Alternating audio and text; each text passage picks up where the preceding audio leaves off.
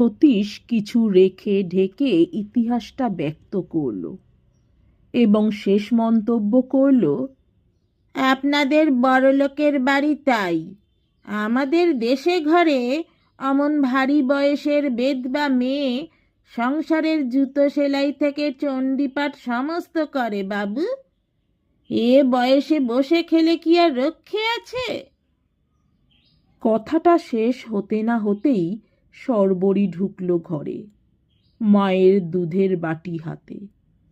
সতীশের কথা শেষ হতেই তীক্ষ্ণ গম্ভীর স্বরে বলল, তোমার জামা কাপড় কি আছে নিয়ে বেরিয়ে যাও সতীশ, বেরিয়ে যাও বলছি, 1 মিনিট দেরি নয়, ওঠো।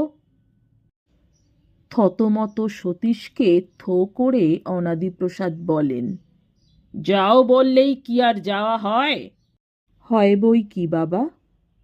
সতীশ, আর 1 মিনিট নয়, শর্বরী বলে।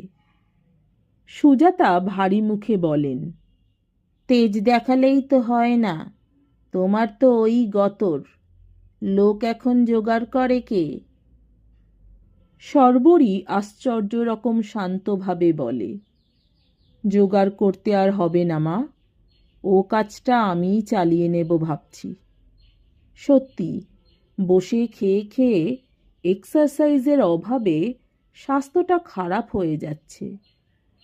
সতীশ, তুমি ওঠো, তুমি না গেলে আমাকেই যেতে হবে কোথাও।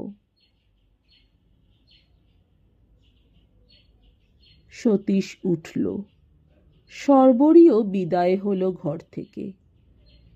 সুজাতা স্বামীর মুখের দিকে হতাশ দৃষ্টি নিক্ষেপ করে বললেন, দেখলে মেয়ের মেজাজ?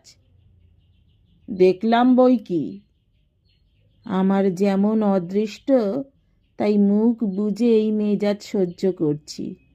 ও যা তেজি মেয়ে, সতীশকে আর ঢুকতে দেবে বলে মনে হয় না।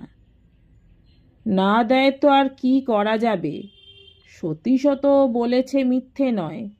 গেরস্ত ঘরে কে কজন বিধবা মেয়েকে বসিয়ে খাওয়াতে পারে?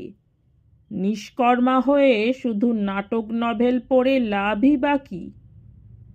আমিও তো খরচপত্রে ডুবতে বসেছি।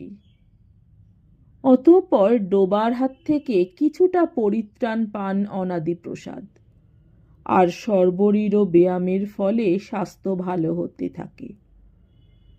সাধে কি আর বলে,